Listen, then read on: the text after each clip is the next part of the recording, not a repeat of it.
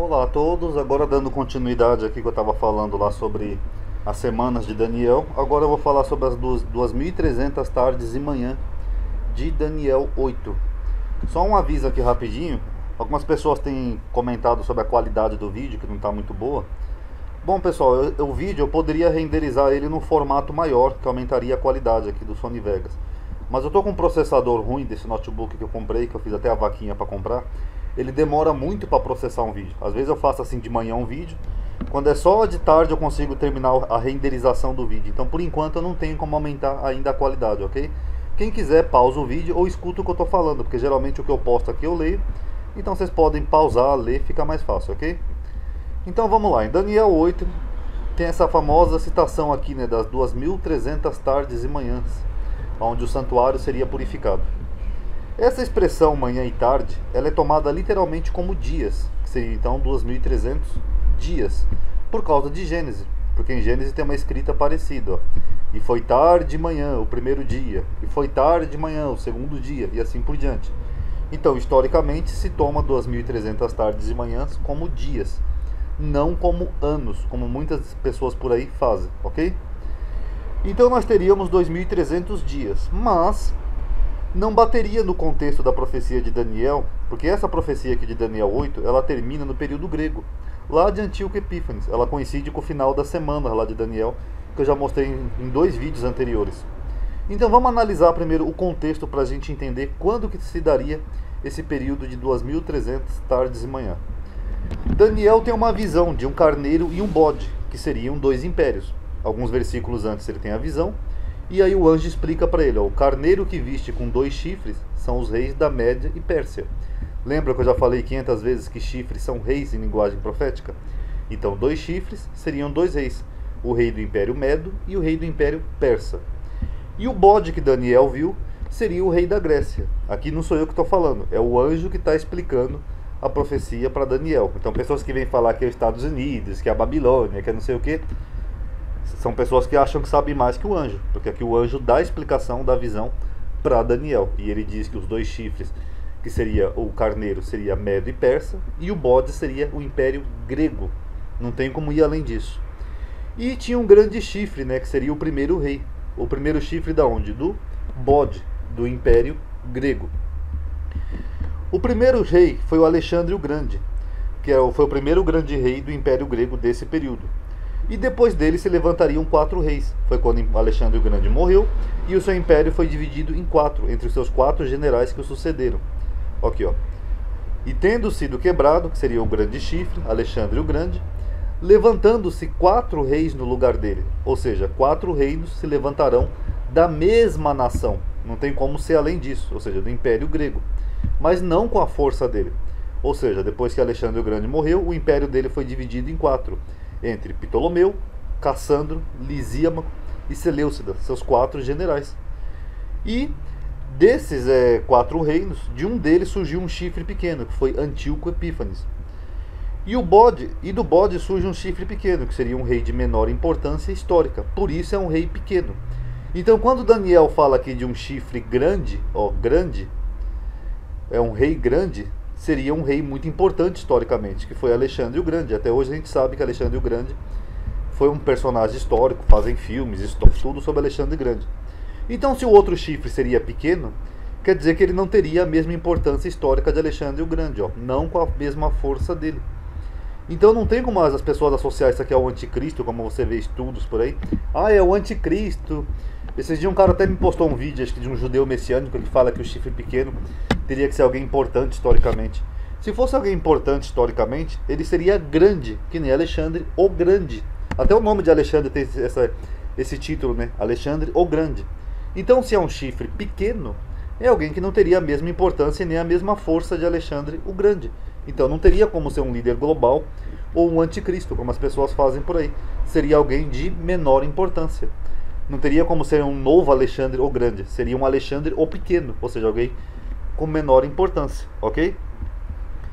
Então, resumindo, então, o chifre pequeno, ó, seria um rei muito pequeno, sem importância, que cresceria para o sul, para o oriente e para a Terra Formosa. Aí eles fazem essas imagens assim, ó, que nem eu peguei aqui, ó. Se o chifre pequeno foi Antíoco Epífane, Por que ele foi um rei tão insignificante na história? Deixa eu ver. Será que é porque ele era pequeno e não grande? Então é impressionante, sabe, a capacidade interpretativa dessas pessoas. Continuando.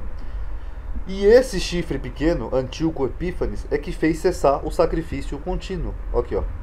E se engrandeceu até contra o príncipe do exército. Só um detalhe aqui, príncipe do exército, vai ser o próximo vídeo que eu vou fazer, tá?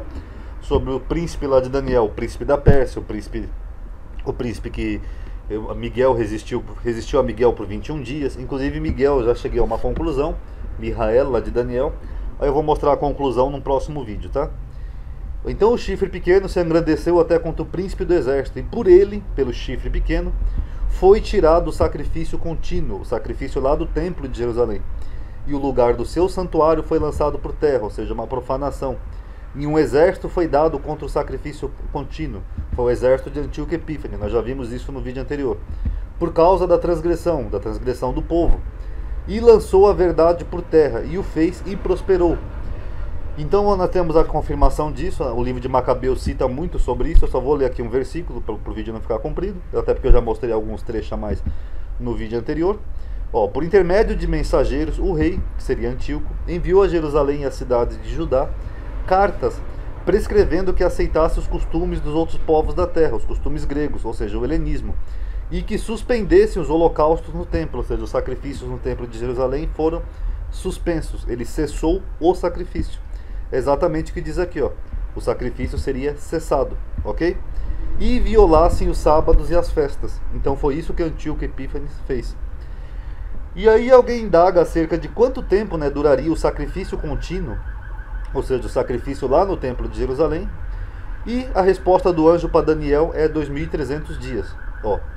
Depois disso ouvi um santo que falava, e disse outro santo àquele que falava: até quando durará o sacrifício contínuo e da transgressão assoladora, para que sejam entregues o santuário e o exército, a fim de serem pisados? Aí a resposta do outro foi: até 2.300 tardes e manhã, e o santuário será purificado. Então aqui que tem que terminar a profecia de 2.300 tardes e manhã, quando termina o sacrifício contínuo. Não tem como ir além disso, não tem como jogar essas 2.300 tardes para o futuro, para o anticristo, para não sei o que. O texto está dizendo exatamente isso, não tem como ir além do que o texto está escrito. E isso só poderia então se concretizar no período de Antíoco Epífanes. Mas só que a gente tem um problema aqui, ó. Isso não aconteceu em 2.300 dias, daria um período muito maior. A intérpretes chegaram à conclusão de que esse número em Daniel, na verdade, ele é dobrado. Por que dobrado, Ronaldo? Porque ele utiliza os termos manhã e tarde. Então, apesar de Gênesis usar o mesmo termo, né, se referindo a um dia, na verdade aqui Daniel podia estar se referindo de uma forma dobrada, como se fosse 1.150 manhãs e 1.150 tardes, separado. E se juntar os dois, daria 2.300 tardes de manhã. Seria a única explicação plausível e que bateria com a profecia. Logo, seria o dobro, diferente do que ele faz no capítulo 12, onde ele apenas menciona dia. Aqui, ó, no capítulo 12 ele menciona 1.290 dias, não manhã e tarde, mais dias, e 1.335 dias, não manhãs e tarde. Então, como aqui ele faz uma separação entre manhã e tarde, ele pode ter dobrado o número. Então, os 2.300 tardes e manhãs seriam, na verdade, 1.150 dias. Seria a metade disso. Ou, aproximadamente, 3 anos. Um ano, 365 dias. Lembrando que naquela época, eu não tenho certeza, mas eu acho que um ano era 360 dias. Mas eu estou pegando aqui a nossa data moderna como base, tá? Mas se eu estiver equivocado aí, vocês me perdoem, tá? Mas daria uma diferença mínima de 5 dias por ano. Então logo 2 anos seriam 730 dias. E 3 anos seriam 1095 dias. Então 1150 dias, que seria a metade dessas manhãs e tarde de Daniel, elas seriam aproximadamente 3 anos e 55 dias. Ou se eu for tirar aqui 5 dias de cada ano, uns 3 anos e uns 70 dias aproximadamente, tá? Então, esse período de 2.300 tardes e manhãs seriam 1150 dias ou 3 anos e alguns dias a mais, 3 anos e pouco. Seria aproximadamente isso. E esse foi o tempo em que Antíoco fez aliança com muitos, nós já mostramos no vídeo anterior, até a profanação do templo. Ele fez aliança lá com com alguns fariseus, com os romanos, com não sei o quem, por 3 anos e pouco. Foi o tempo da aliança de Antíoco Epífanes. E depois houve a revolta dos Macabeus, lá quando os Macabeus se revoltaram contra a profanação do templo, que durou aproximadamente 3 anos e meio também. E aí esses 3 anos e meio da revolta dos Macabeus seriam os dias seguintes de Daniel mencionados no capítulo 12. Esses aqui, ó. Os 1290 dias, que dá uns 3 anos e meio, e 1335 dias, que também dá um pouco além de 3 anos e meio. A diferença de dias nesse capítulo 12 ainda é discutível, mas o mais provável, né, que seja que se refira à expulsão definitiva dos helênicos, porque depois da vitória dos Macabeus ainda continuou movimentos que queriam voltar para o helenismo, que eram simpatizantes dos gregos, e quase um ano depois só é que eles são totalmente expulsos de Israel. Aí finalmente Israel se livra do helenismo. Inclusive é nessa época que surge esse livro de Daniel. Para quem não sabe, o livro de Daniel foi escrito depois dos acontecimentos, por isso que boa parte do livro é em aramaico e grego, não em hebraico. Ele tem muito pouca coisa, acho que em hebraico. Justamente esse livro aqui de Daniel que nós estamos analisando agora foi justamente por isso, para combater o helenismo grego-romano, os helênicos que continuaram até os 1335 dias. Ou seja, mesmo depois da vitória dos Macabeus, em 1290 dias depois, quando eles acabaram com Antíoco Epífanes e expulsaram os exércitos de lá, ainda continuou o movimento helênico. Aí escrever esse livro aqui que nós estamos analisando agora, o livro de Daniel, justamente para acabar com esse helenismo que estava contaminando o povo. E a purificação, digamos assim, né, o fim dos helênicos foi só aproximadamente 1335 dias depois. Vocês notaram como bate direitinho? Agora, o que é absurdo é isso daqui, ó. As pessoas tomaram 2.300 dias como se fossem anos, e aí jogam lá para o ano de 1844, 1900 e pouco. Alguns jogam até para nossa época, agora do ano 2000. Eu digo, gente, de nenhuma forma bateria. Primeiro porque a semana de Daniel não começa aqui 457 a.C. Que nem eu mostrei, elas começam lá com a palavra do profeta Jeremias, Jeremias 25, Jeremias 29, quando Deus deu a palavra. E segundo, que 2.300 anos não bateria nessas datas. Ia ficar datas falsas, ia ficar falsas profecias. Então, resumindo, 2.300 dias seria aproximadamente 1.150 dias, na verdade, que seriam aproximadamente 3 anos e alguns dias, tá bom? E esses 1.290 dias teriam 3 anos e meio, que foi quando foi a vitória dos Macabeus, e 1.335 dias seria um pouco além, que foi quando a vitória sobre os helênicos que ainda permaneceram em Israel, ok?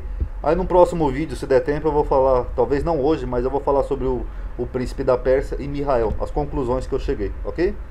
Paz a todos.